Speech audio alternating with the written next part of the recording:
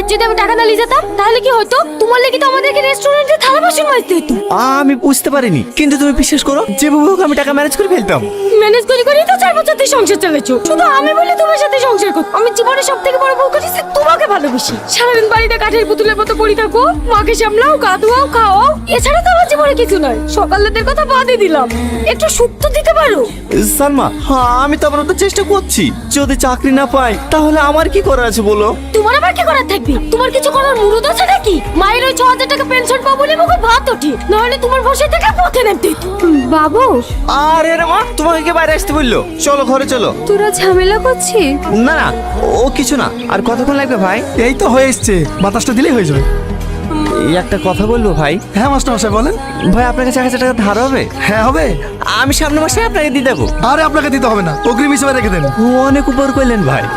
খাবার থাকলো খেলিয়েন।